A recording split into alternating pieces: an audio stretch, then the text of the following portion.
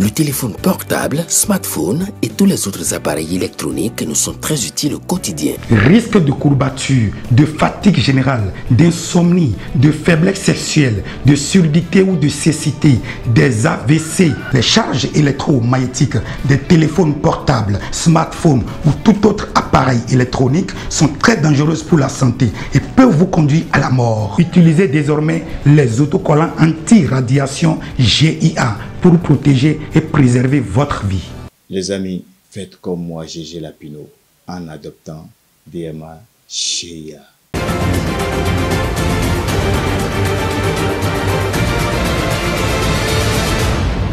Guéri TV Monde, le leader des Web TV au Bénin. Bonsoir mesdames et messieurs, bienvenue au journal. On parlera dans cette édition de l'insalubrité qui règne au marché dépôt. À Parakou, les usagers dénoncent et interpellent les autorités. À suivre aussi un public reportage. Retenez mesdames et messieurs qu'une nouvelle marque de véhicules de transport de passagers de marchandises à 3 roues est disponible actuellement sur le marché. Atoul Ric est le nom de la marque. Ces véhicules de dernière génération sont commercialisés par la société APC Automoto située à Cotonou. Des offres et modalités très intéressantes proposées sont à suivre. En interactualité, on va s'intéresser aux dernières actualités en Corée du Sud. Les députés votent la destitution du président par intérim 2 semaines après celle de son prédécesseur. Voilà pour le sommaire. Dans le cadre de la journée municipale de la jeunesse de Porto-Novo, initiée par le maire Charlemagne Nyankoti, soutenu par le conseil municipal et la secrétaire exécutive, 13 partenaires au développement ont été distingués. C'était au cours d'une soirée de gala. Le point avec Faouzia Sefou et David Yémé. La municipalité de Porto-Novo, dirigée par le maire Charlemagne Nyankoti, soutenue par ses conseillers municipaux et la secrétaire exécutive, a reconnu le mérite de ses partenaires au développement.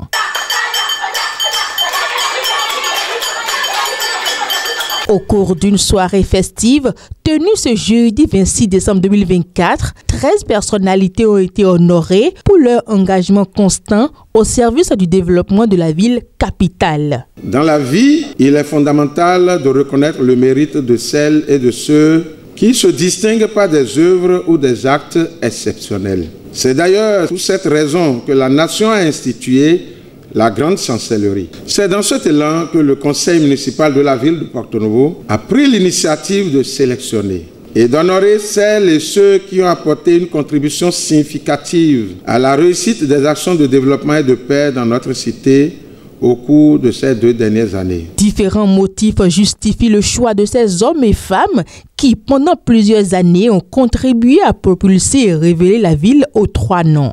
En valorisant ces modèles, le conseil municipal entend révéler à la face du monde les mains discrètes qui agissent pour le bonheur de nos concitoyens.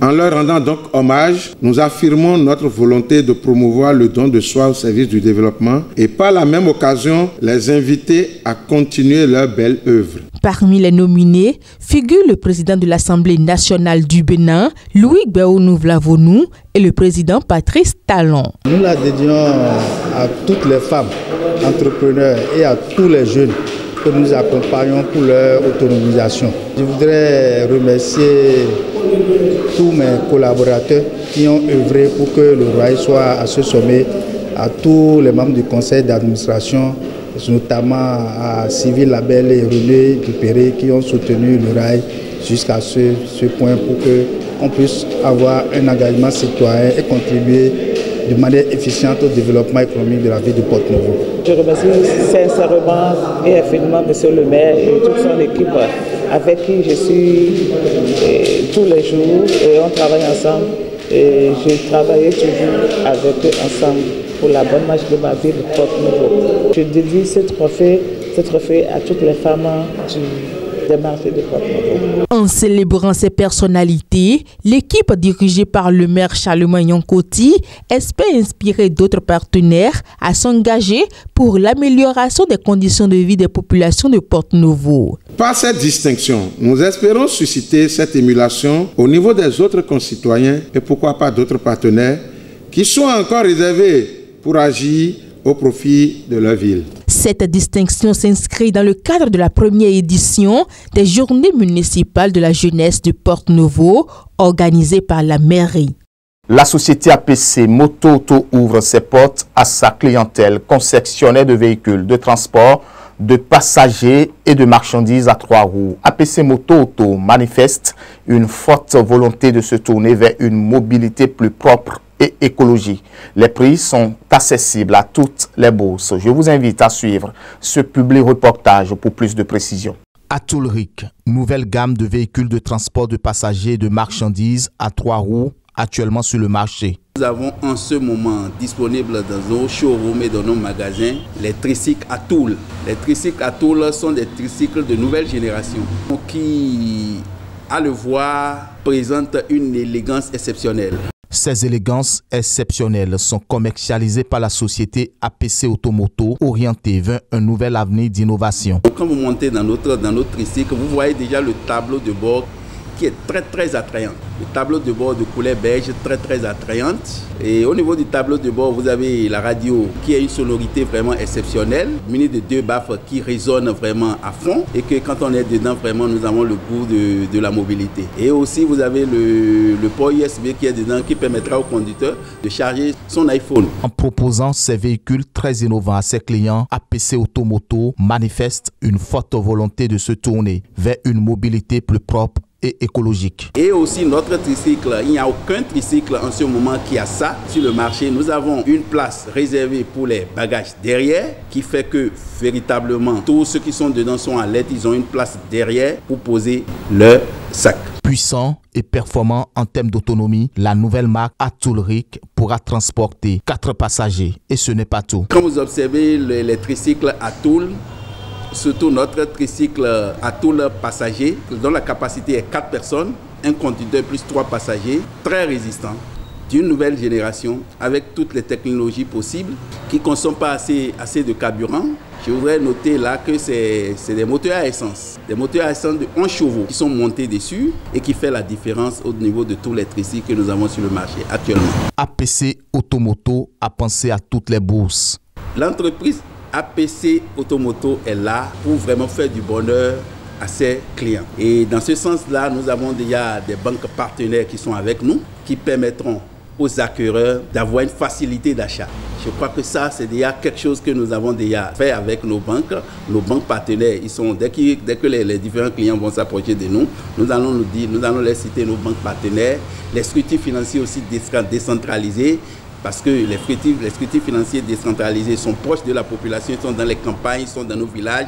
Nous avons ce partenariat aussi qui permettra à tout acquéreur d'acheter son tricycle Atoul en toute simplicité. Et vraiment, c'est très confortable. En plus, c'est très joli et puis à l'aise. Et j'invite toute la population à venir s'approvisionner. Grâce à ses clients, APC Automoto souhaite grandir. Nous sommes au 01 99 35 03.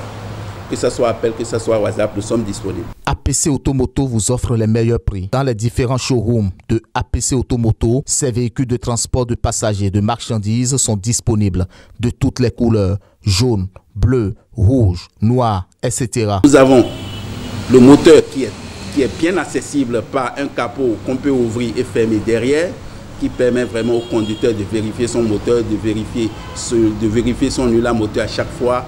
Donc voilà tout ce que nous avons sur notre site qui vraiment fait la différence. La société APC Automoto est située à Cotonou, quartier d'Andji, en face de l'imprimerie Tourné, ou encore loin du collège d'enseignement général, Yagbe.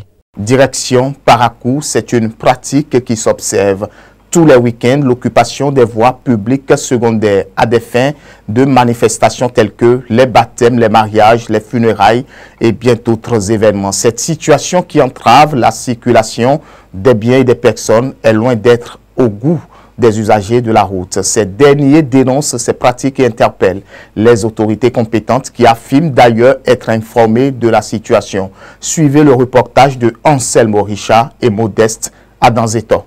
Il ne se passe pas un week-end à Parakou sans qu'une voie publique secondaire ne soit fermée et occupée à des fins de manifestations telles que des baptêmes, des mariages et bien d'autres. Cette pratique qui empêche la libre circulation des personnes et des biens n'est pas du goût de certains usagers qui dénoncent ce comportement. Sans vous mentir, on n'apprécie pas.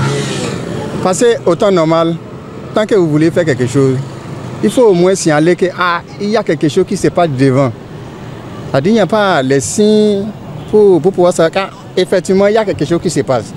Maintenant, c'est arrivé là-bas, maintenant on constate que la voie est barrée. Donc il faut d'abord faire demi-tour et aller contourner encore juste ailleurs. Et ça nous gaspille de l'essence. Parfois tu circules, et tu la vois, ils ont barré la voie et puis sans mettre des signalisations. Tu as un client, donc tu es obligé d'aller dévier par autre voie pour y arriver là où tu voulais aller. Donc ça ne nous plaît pas du tout.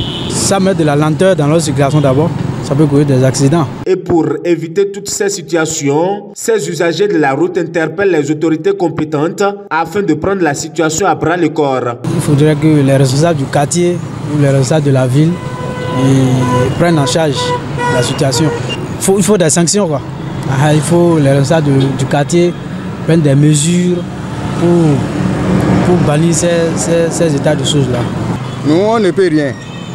Mais si il peut le faire, il peut prendre soin de ça, c'est bon. Pourtant, l'occupation des espaces publics est régie par des tests en vigueur en République du Bénin. Bien qu'il soit possible d'occuper des espaces publics, notamment des voies pour des manifestations, suite à une autorisation délivrée par le maire de la commune ou le secrétaire exécutif, des règles d'occupation sont définies. Ces rues ne doivent pas être totalement barrées.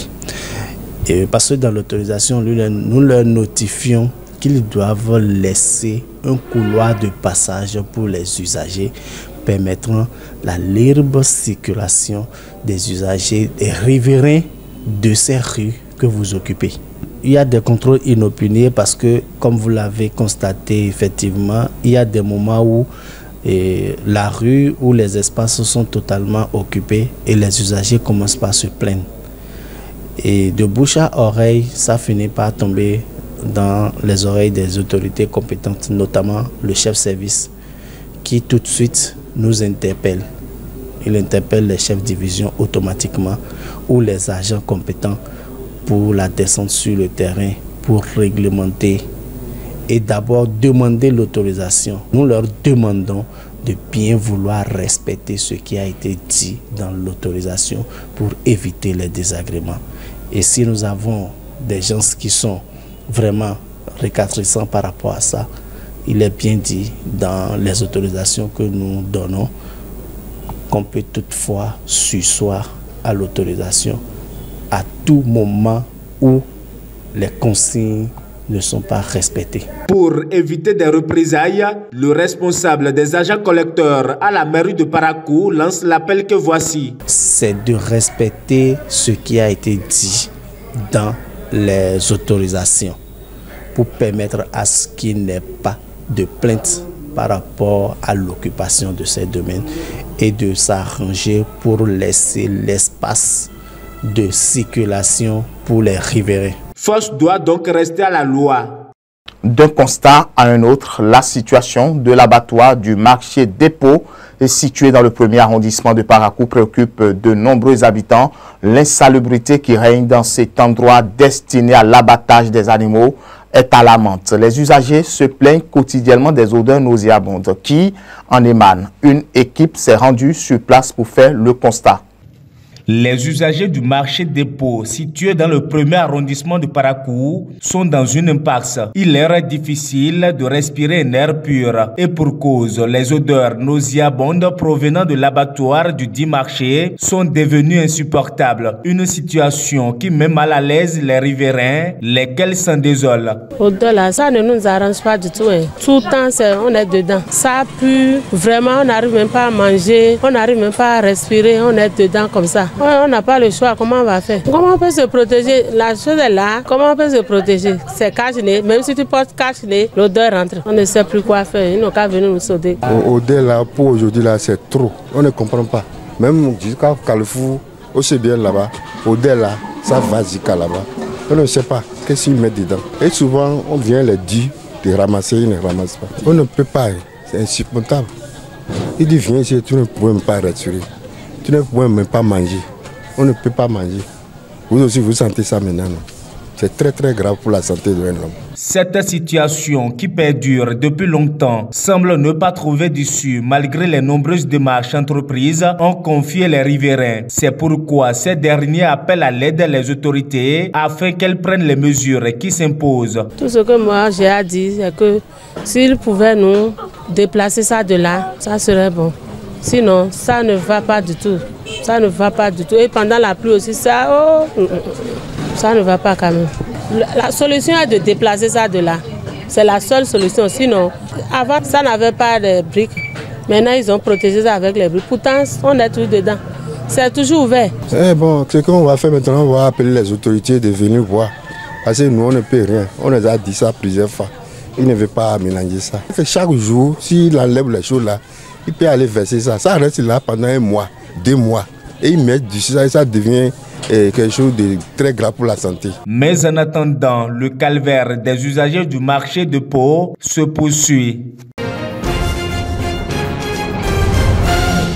En interactualité, je le disais en titre, les députés sud-coréens ont voté ce vendredi 27 décembre 2024 la destitution du président par intérim Han Duck-soo, l'accusant d'avoir activement participé à l'insurrection après la tentative avortée de son prédécesseur Yoon Suk-yeol d'instaurer la loi martiale de 3 décembre dernier. Sa destitution intervient 2 semaines après celle du chef de l'État qui doit encore être confirmée ou infirmée par la Cour constitutionnelle.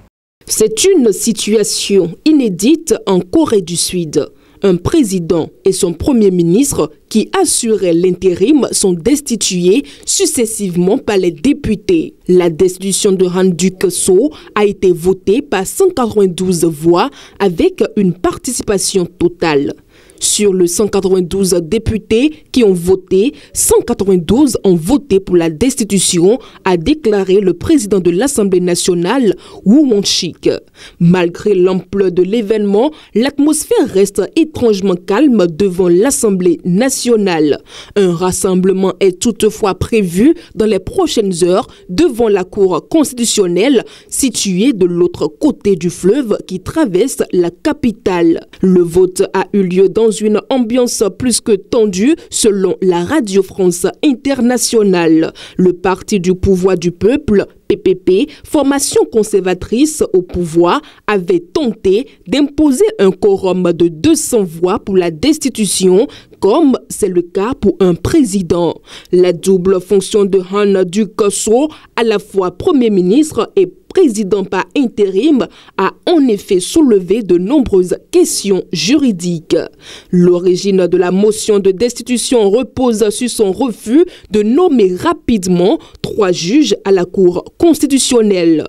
Bien que cette procédure soit une formalité pour un président, le Parti du pouvoir du peuple a contesté la légitimité de Han Duck-soo sur cette question, arguant que le président Yoon Suk-yeol était suspendu, il n'aurait pas l'autorité pour effectuer cette nomination. Cependant, la Cour constitutionnelle et la Cour suprême ont validé le pouvoir de Han Duck-soo pour procéder à ces nominations. Malgré cela, l'opposition a estimé qu'il ne fallait plus attendre et a continué à pousser la destitution. Face à cette situation, le porte-parole de l'Assemblée nationale a tranché. Une majorité simple, c'est-à-dire la moitié des voix plus 1, suffisait pour destituer un premier ministre. Cette décision a déclenché une vive protestation des députés conservateurs qui se sont rassemblés autour de Han Duck-soo et ont boycotté le vote, exprimant bruyamment leur mécontentement. La destitution devra maintenant être validée par la Cour constitutionnelle, seule institution habilitée à rendre une décision définitive. Pour l'instant, c'est le vice-premier ministre et ministre des Finances, Choi Sang-mok, qui assume la gestion des affaires courantes.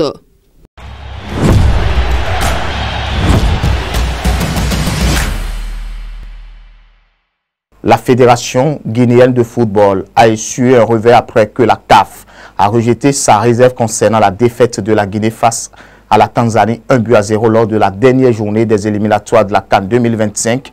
Malgré cette décision, le Sili national n'a pas dit son dernier mot et se prépare à faire appel. En effet, la CAF a estimé que la plainte de la Guinée était recevable sur la forme. Elle l'a toutefois jugée mal fondée sur le fond, sans fournir de détails supplémentaires. Face à ce manque de clarté, la FEGUFOOT a rapidement réagi en adressant une demande officielle à la CAF pour obtenir les motifs détaillés de cette décision, référence DC 23 1,92. Dans son courrier, la FEGUFOOT insiste sur le respect des droits procéduraux et demande la communication des motifs de la décision dans un délai prescrit de 10 jours. La suspension des délais d'appel jusqu'à réception des justifications complètes. La fédération souhaite s'assurer que son appel soit motivé et équitable tout en demandant une révision accélérée de son cas en vue du tirage au sort de la CAN 2025 prévu pour le 27 janvier 2025. Le ministre des Sports guinéen, Kaimou Bogola Abba, a rappelé que le processus d'appel se déroule en 2 phases. La commission de discipline de la CAF qui a rendu le verdict initial. La commission d'appel devant laquelle la Guinée compte désormais porter son cas. Ce qui est sûr, la décision finale est encore attendue. Fin de ce journal, mesdames et messieurs. Merci de nous avoir suivis. Prenez soin de vous.